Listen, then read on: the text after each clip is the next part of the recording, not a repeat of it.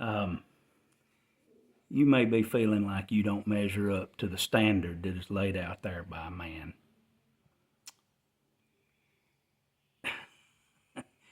That you're not a part of the what theologians call the invisible church. You surely don't measure up to the what the theologians call the visible church. And that's what I want to talk about, is man's attempt to live up to the standards that men set on who is his and who is not. And I just want to read a little bit from Matthew chapter 15, then I'm going to talk about it. And I hope this helps you, because I need help in this area myself. But in Matthew chapter 15, he called this group of people he was talking to hypocrites. He called them hypocrites. He said, "Rightly did Isaiah prophesy of you, this people honors me with their lips, but their heart is far from me." He said, "But in vain do they worship me." Who? Those whose hearts are far from him. Those who worship him and serve him with their lips. They honor him with their lips, but their heart is far from him. He says, "But in vain do they worship me, teaching as doctrines the precepts of men." These kinds of people, the visible church, the theologians call them, they serve God with their mouth. They serve God even in their actions. You might say, well, our actions, that's how we show our faith, is by our actions. True. But let's talk about this for a minute. Talk about the visible church versus the invisible church. He called them hypocrites. Those that people could see. Those that were basically having a show of their following Jesus or God, but their heart was not with him. He said, "In vain do they worship me." You know that word far right there, it means a great way off. He says your heart, your lips, you worship me. With your lips, you serve me. With your lips, you honor me. But your heart is far from me. That word far means a great way off, a great distance. And then in the next part of that verse, he says, "In vain do they worship me." In vain means an unsuccessful search, or to folly, or to no purpose, a futile attempt, fruitlessly. It's just air coming out of someone's mouth.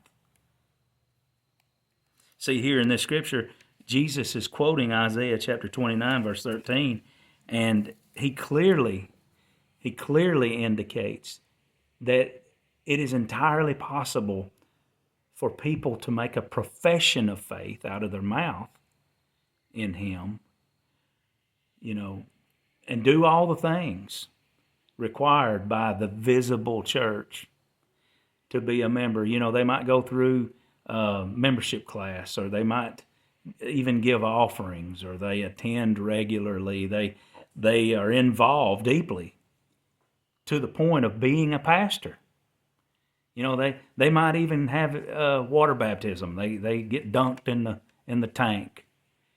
They might even fake operating in the gifts of the Spirit. You think that's possible? Yeah, very possible. They might quote scripture. They might teach and preach. Well, a person can do all of this and still be without genuine saving faith operating within them. See, being a false professor, as Jesus so eloquently puts it, he says, "This people honors me with their lips, but their heart is far from me." And I just want you to ponder on that with me for just a minute. The lips, the words of the mouth, the claims of the person are the things that we can perceive outwardly. And these folks, they belong to the visible church. However, there is another church, another assembly of God, the invisible church, the true church that we can't see. The thing that is invisible about them is their heart.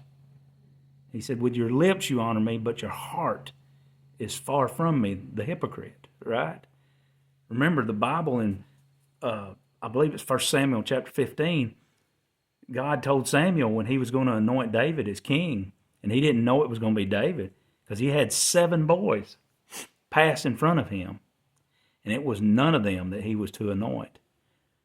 But God told him before he even started, he says, don't look at the outward, don't look at the appearance, or the height of his stature, because I have rejected him. For God sees not as man sees. For man looks at the outward appearance, but the Lord looks at the heart. The invisible church, the one that we can't see, but he sees, the invisible church is therefore invisible to us, but not to God. See, John 10 tells us that Jesus knows his sheep, and they hear his sheep, hears his voice when he calls them by name.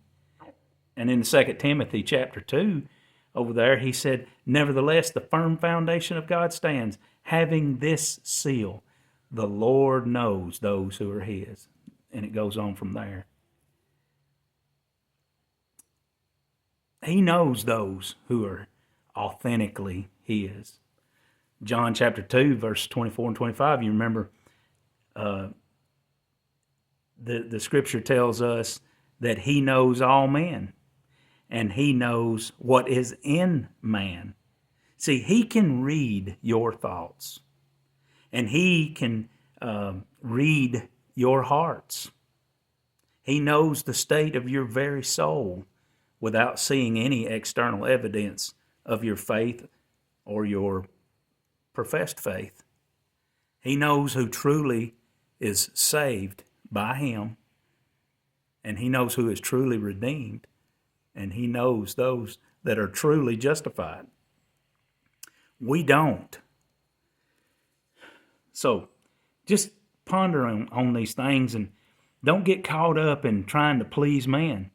You know, there's another scripture of Paul, I believe said it. He says, if I seek therefore to please men, I am no longer a servant of Christ.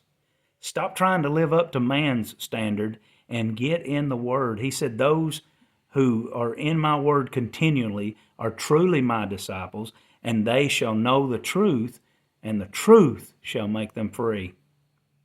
Not what another man says. See, there is the visible church and there is the invisible church. Believe you me, or believe the words of God. You don't want to be a part of the visible church. Those who are just out there for a show. Those whose lips serve him, but their heart is far from him. Well, take everything I'm saying with a grain of salt.